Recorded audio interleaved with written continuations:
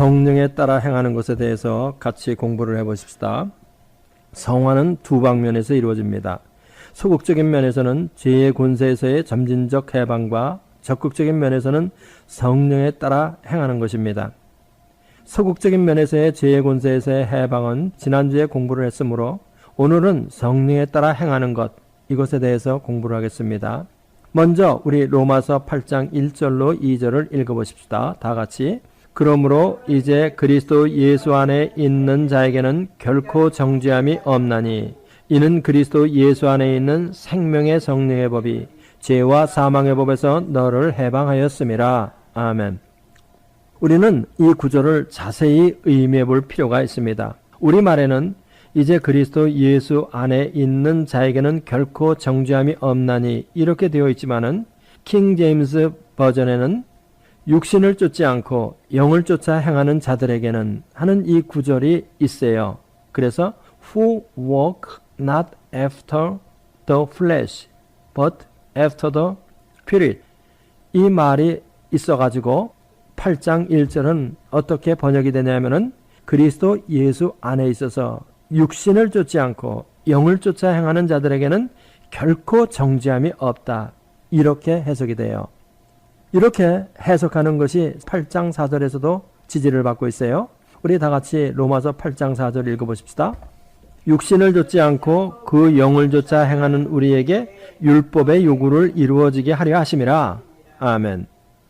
이 로마서 8장 4절을 보더라도 육신을 쫓지 않고 그 영을 쫓아 행할 때 율법의 요구가 우리에게 이루어진다. 그러니까 육신을 쫓지 않고 그 영을 쫓아 행할 때 그리스도 예수 안에 있는 생명의 성령의 법이 죄와 사망의 법에서 우리를 해방하는 일이 이루어진다. 이렇게 우리는 해석할 수가 있는 것입니다.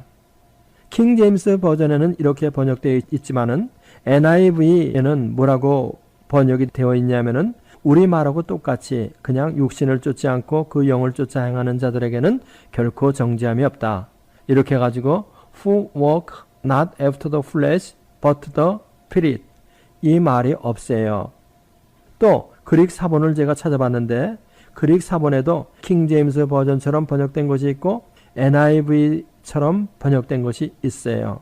그런데 킹 제임스 버전처럼 번역된 것이 더 근래에 번역한 것이 돼요. 저는 이 해석을 더 선호합니다. 저는 킹 제임스 버전을 따라서 강의를 진행합니다. 이 말은 이 구절을 성화에 역점을 두어서 해석한다는 이런 뜻이에요. 킹 제임스 버전을 따라서 해석을 하는 것은 성화에 역점을 두고 해석한다, 이 말이에요. 우리 킹 제임스 버전을 따라서 로마서 8장 1절로 2절을 다시 한번 읽어보십시다. 다 같이.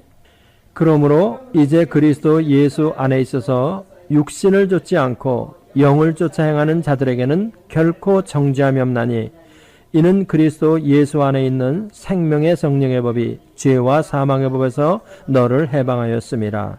또 8장 4절을 우리 다 같이 읽어보십시다. 육신을 쫓지 않고 그 영을 쫓아 행하는 우리에게 율법의 요구를 이루어지게 하려 하심이니라. 아멘. 예수님을 믿어 칭의된 우리는 일상적인 신앙생활에서 육신이 아닌 성령을 따라 살아야 합니다. 육신을 따라 살지 않고 영을 따라 사는 것이 성화의 삶이에요. 죄와 사망의 법에서 정죄함이 없는 생명의 성령의 법이 주는 해방과 자유의 성화의 삶을 살게 된다는 거예요. 우리는 여기서 질문에 봉착하게 돼요. 그러면 어떻게 사는 것이 육신을 쫓지 않고 영을 쫓아 사는 것이냐 하는 것이에요. 성령을 따라 사는 것은 무엇이냐, 이런 질문을 하게 된다는 거죠. 이 질문에 대한 해답이 무엇이 영적 생활이냐는 것을 결정하는 거예요. 기독교인의 라이프 스타일이 무엇냐 하는 것을 결정하게 돼요. 성화의 질을 결정하는 아주 중요한 질문이 되는 것입니다. 이 질문에 대한 대답을 우리가 바로 얻기 위하여 우리는 먼저 그럼 육에 따라서 사는 것은 무엇이냐, 이것을 먼저 정의를 하고 가십시다. 육은 타락한 아담이 후손에게 물려준 타락한 성품으로 오염을 말해요. 타락으로 오염된 인간은 두 가지 속성을 갖고 이 세상을 살아갑니다. 육에 속한 인간은, 육을 따라 사는 사람은 두 가지 속성을 가지고 살아가게 된다는 거예요. 첫째는 뭐냐? 하나님에게 종속되기를 거부하고 하나님으로부터 독립해서 독립성. 둘째는 하나님을 의지하지 않고 자신의 능력과 자신의 힘을 의지하고 살아간다는 거예요. 무위탁성. 그래서 육신을 쫓아 살아가는 사람들은 모두가 다 한결같이 독립성과 무위탁성을 가지고 이 세상을 살아가는 것입니다. 타락한 아담의 후손은 한 사람도 빼놓지 않고 하나님에게서 독립하여 자신의 능력을 의지하고 살아가는 거예요. 이것이 바로 육에 따라 사는 사람의 모습입니다. 우리는 바벨탑 사건을 보면 타락한 육을 따라 사는 사람들의 모습을 아주 잘 알 수 있습니다. 창세기 11장 1절로부터 4절까지 우리 읽어보십시다. 온 땅의 구음이 하나이요 언어가 하나이었더라. 이에 그들이 동방으로 옮기다가 시날 평지를 만나 거기 거하고 서로 말하되 자 벽돌을 만들어 견고히 하자. 견고히 굽자 하고 이에 벽돌로 돌을 대신하며 역청으로 진흙을 대신하고 또 말하되 자 성과 대를 쌓아 대꼭대기를 하늘에 닿게 하여 우리 이름을 내고 온 지면에 흩어짐을 면하자 하였더니 시날 평지는 티그리스 강과 유프라테스 강 사이에 있는 지역입니다. 여기 보면 성과 대를 쌓아 대꼭대기를 하늘에 닿게 하여 우리 이름을 내고 온 지면에 흩어짐을 면하자. 이것은 무엇을 의미하냐면은 우리 스스로 우리 힘으로 한번 하늘까지 높게 온 땅으로 넓게 창대케 되어보자는 이런 의미예요. 하나님과 독립해서 우리 힘으로 창대하게 한번 되어보자. 그런데 하나님께서는 이것을 어떻게 하셨어요? 11장 5절로부터 9절까지 우리 읽어보십시다. 여호와께서 인생들에 쌓는 성과 대를 보시려고 강림하셨더라. 여호와께서 가라사대 이 무리가 한 족속이요 언어도 하나이므로 이같이 시작하였으니 이후로는 그 경영하는 일을 금지할 수 없으리로다. 자 우리가 내려가서 거기서 그들의 언어를 혼잡케 하여 그들로 서로 알아듣지 못하게 하자 하시고 여호와께서 거기서 그들을 온 지면에 흩으신 고로 그들이 성 쌓기를 그쳤더라. 그러므로 그 이름을 바벨이라 하니 이는 여호와께서 거기서 온 땅의 언어를 혼잡케 하셨음이라. 여호와께서 거기서 그들을 온 지면에 흩으셨더라. 하나님을 떠나 내 힘으로 창대케 되어보자 하는 이것이 바로 독립성과 무위탁성이에요. 이것이 바로 육을 따라 사는 것이에요. 하나님은 이것을 거부하셨죠. 그런데 이런 바벨탑 사건이 있고 난 후 약 400년이 되어서 하나님께서 아브라함에게 나타나셔서 명령을 하세요. 창세기 12장 1절로부터 3절까지 우리 다 같이 여호와께서 아브라함에게 이르시되 너는 너의 본토 친척 아베 집을 떠나 내가 네게 지시할 땅으로 가라. 내가 너로 큰 민족을 이루고 네게 복을 주며 네 이름을 창대케 하리니 너는 복의 근원이 될지라. 너를 축복하는 자에게는 내가 복을 내리고 너를 저주하는 자에게는 내가 저주하리니 땅의 모든 족속이 너를 인하여 복을 얻을 것이니라 하신지라. 약 400년 전에 조상들이 자기 스스로 하나님을 떠나 스스로 창대케 되려 했던 것은 하나님이 거부하시고 이제는 하나님께서 아브라함을 어떻게 하시겠다고 그래요? 내가 너를 창대케 하겠다. 이렇게 약속하시는 거예요. 창세기 12장 2절 다시 한번 읽어보십시다. 내가 너로 큰 민족을 이루고 네게 복을 주어 네 이름을 창대케 하리니 너는 복의 근원이 될지라. 400년 전에 조상들이 하나님을 떠나서 스스로 창대케 하려고 했던 그것은 하나님께서 던져버리고 이제는 하나님께서 창대케, 하나님 당신께서 스스로 창대케 해주겠다. 이런 약속을 하시는 거예요. 우리는 여기서 한 가지 결론에 도달하게 됩니다. 영적이다, 육적이다 하는 것은 누구에게 속한 것이냐, 누구로부터 기원한 것이냐 하는 이거라는 거예요. 하나님으로부터 나온 것은 모두 영이고 인간에게서 나온 것은 모두 육이에요. 영이신 하나님으로부터 기원한 것은 모두 영이요 타락한 아담에게서 나온 것은 모두 육입니다. 타락한 인간은 육의 지배를 받아 창대케 되려고 하고 영적인 인간은 영의 지배를 받아 창대케 되려고 합니다. 외관상 같은 창대함으로 비칠지는 모르지만은 그것이 어디에서 기원했느냐에 따라 결과는 전혀 다르게 되는 거예요. 그렇죠? 다음에 우리는 무엇이 영적인 것인가를 알아야 할 필요가 있습니다. 요한복음 4장 24절 다 같이 하나님은 영이시니 하나님은 영이시니 하나님은 영이다. God is Spirit. 이 구절은 하나님은 더 스피릿이라고 하지 않고 그냥 스피릿이라고 그랬어요. 하나님은 스피릿이기 때문에 하나님은 스피리추얼하세요. 따라서 스피리추얼리티는 하나님께 속한 모든 것이 스피리추얼리티예요. 그렇죠? 하나님은 이성적이고 의지적이고 감정을 가지고 계십니다. 그래서 하나님의 이성, 감정, 의지는 영적이에요. 영이신 하나님은 당신의 형상대로 인간을 만드셨습니다. 그래서 하나님의 형상대로 만들어진 인간은 어떤 존재예요? 영적 존재입니다. 영이신 하나님이 하나님의 형상대로 인간을 만들었기 때문에 인간은 바로 영적 존재라는 거예요. 하나님의 형상대로 만들어진 인간이 영적 존재라고 하는 것은 사람이 하나님처럼 이성과 감정과 의지를 가진 존재로 만들어졌다. 이 말입니다. 그렇기 때문에 인간의 이성과 감정과 의지가 하나님께 속할 때 그것은 영적인 것이 되는 거예요. 그러나 인간의 이성과 감정과 의지가 인간에게 속할 때는 그것은 육적인 것이 되는 거예요. 그렇죠?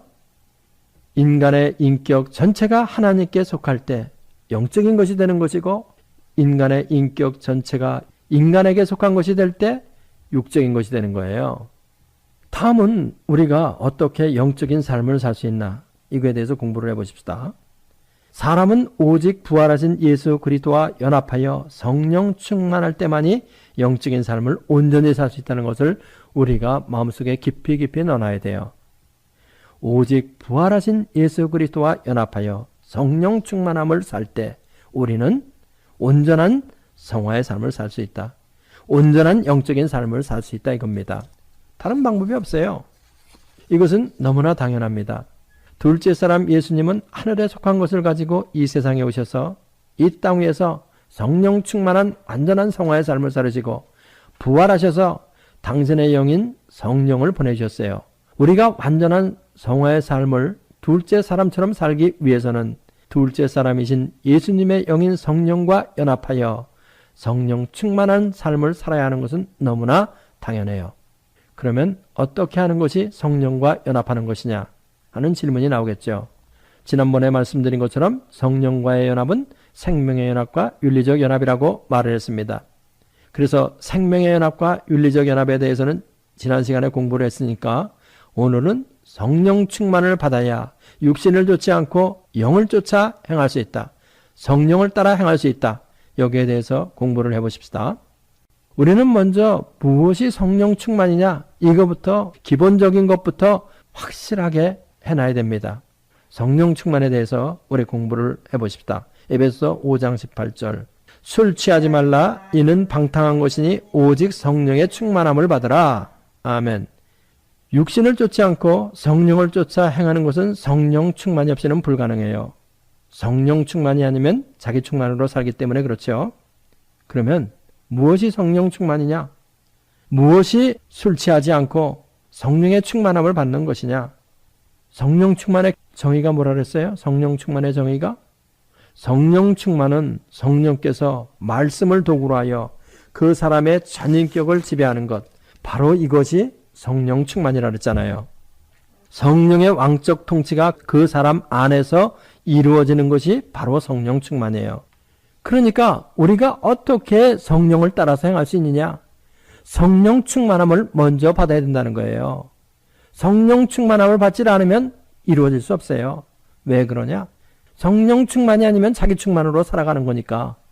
우리는 여기서 한 걸음 더 나가서 성령 충만의 결과가 성령의 열매라는 것을 알아야 할 필요가 있어요. 성령 충만도 받지 않고 성령의 열매부터 맺으려고 해서는 안 된다는 것입니다. 성령께서 우리의 전인격을 지속적으로 지배할 때 그 결과가 우리 인격 안에 맺히는 성령의 열매다. 이겁니다. 이거를 우리가 잘 알아야 된다는 거예요. 우리 갈라디아서 5장 22절로 23절을 읽어보십시다. 오직 성령의 열매는 사랑과 희락과 화평과 오래 참음과 자비와 양성과 충성과 온유와 절제니 이 같은 것을 금지할 법이 없느니라. 성령의 열매는 사랑과 희락과 화평과 오래 참음과 자비와 양성과 충성과 온유와 절제다. 성령의 열매다. 열매라는 말을 우리가 알아야 할 필요가 있죠. 열매를 맺기 위해서는 무엇이 먼저 필요해요? 무엇이 먼저 필요해요? 열매를 맺기 위해서는 먼저 꽃이 펴야 됩니다. 그죠? 꽃이 없이 열매부터 맺는 나무는 없죠. 무슨 얘기를 하려고 내가 그러는 거냐면은 성령 충만의 꽃이 먼저 만발해야 그 다음에 성령의 열매가 주렁주렁 맺힌다는 것입니다. 바로 성령 충만의 결과가 성령의 열매라는 것을 우리가 알고 성령의 열매를 맺기를 원하는 사람, 성령의 열매가 자기 마음속에서 충만히 맺기를 원하는 사람, 이런 사람들은 먼저 성령 충만함을 받으라 이 말입니다. 그래서 성령 충만의 꽃이 만발해야 그 다음에 성령의 열매가 자기 심령 속에 만발하게 맺히는 것이라는 거예요. 성령의 열매를 맺기를 원하는 사람은 성령 충만을 먼저 받아라 이 말입니다. 다음에 우리는 성령의 지배의 본질이 무엇이냐 하는 것을 알기 위해서 성령은 인격을 가지신 분이라는 것을 공부해야 돼요. 그러니까 성령이 지배하시는 삶을 살기를 원하시는 분은 먼저 성령이 우리를 지배하실 때 어떻게 지배하시느냐, 인격적으로 지배한다. 이거를 먼저 알아야 된다는 거예요. 이것을 먼저 알아야 된다. 이것을 모르면 안 돼요. 요한복음 14장 19절 우리 읽어보십시다. 조금 있으면 세상은 다시 나를 보지 못할 터이로되 너희는 나를 보리니 이는 내가 살았고 너희도 살겠음이라. 성령의 지배의 본질이 무엇이냐 할 때 성령은 인격을 가지신 분이다.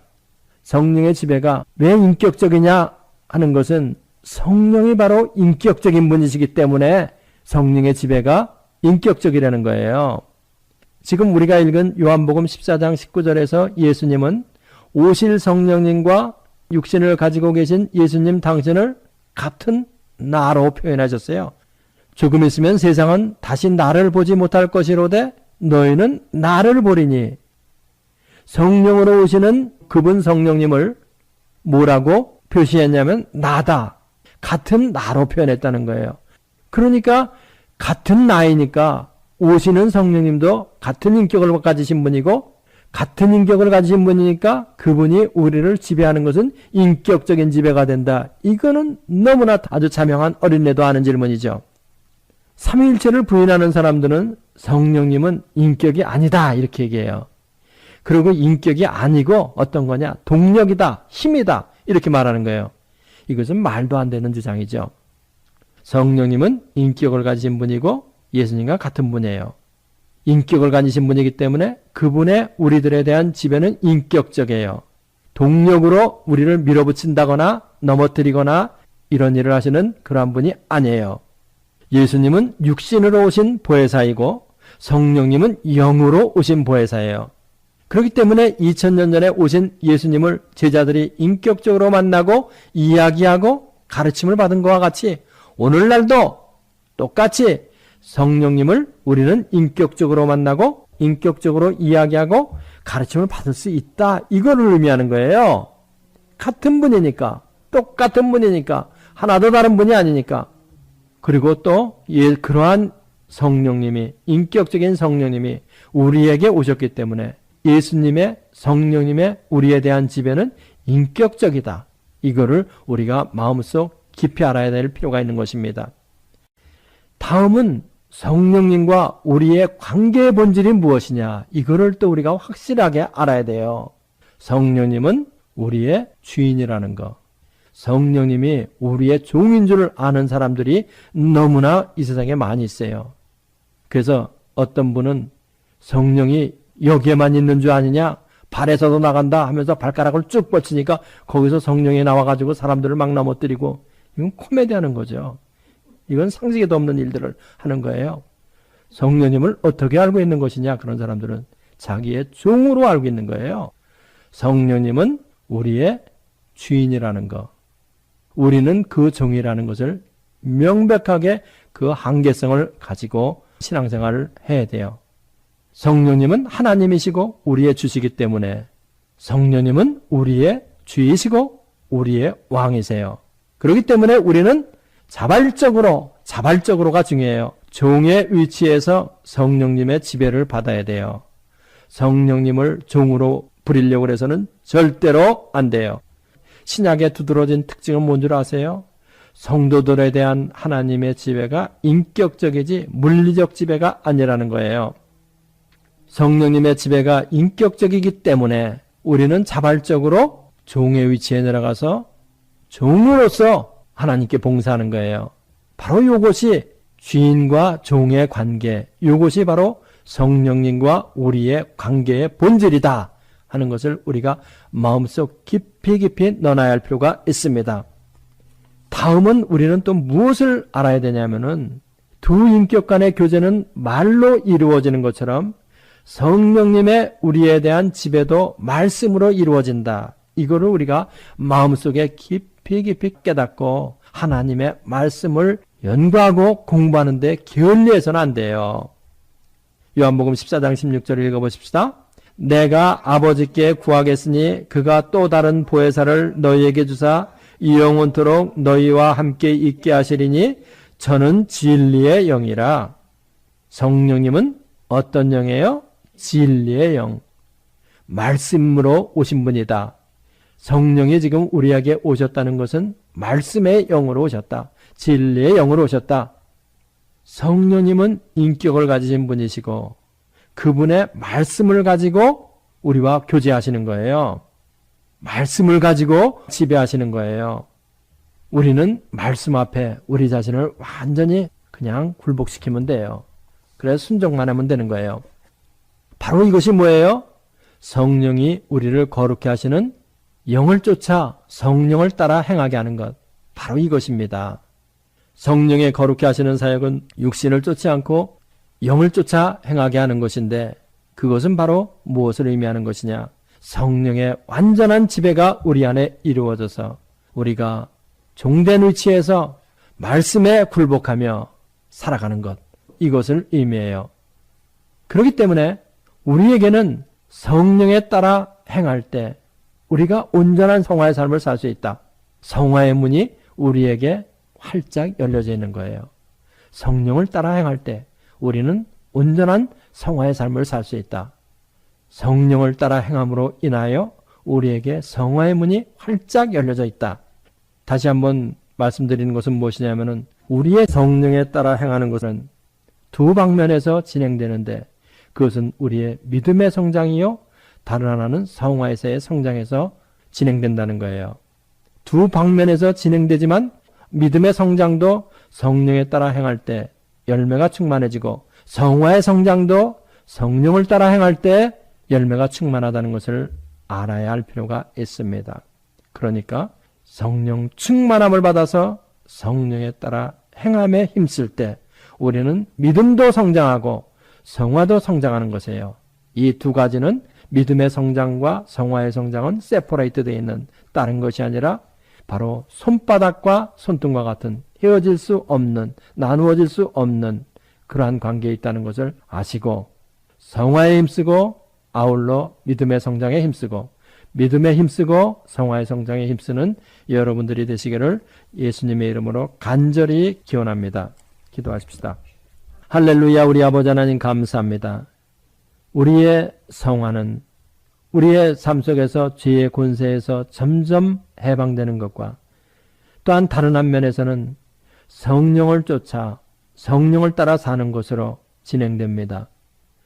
우리가 날마다 우리 옛사람은 죽음에 던져버리고 새 사람으로 사는 이러한 신앙생활이 성장을 향하여 나아갈 수 있도록 축복하여 주시기를 바라고 원합니다.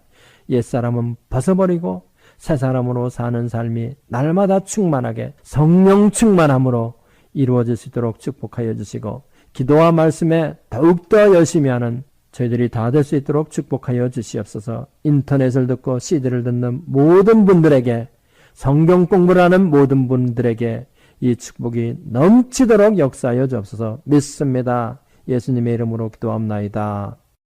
이 성경 공부를 하신 분은 곧바로 라이크 버튼을 눌러주세요. 여러분의 수고가 하나님 나라 확장에 큰 도움이 됩니다.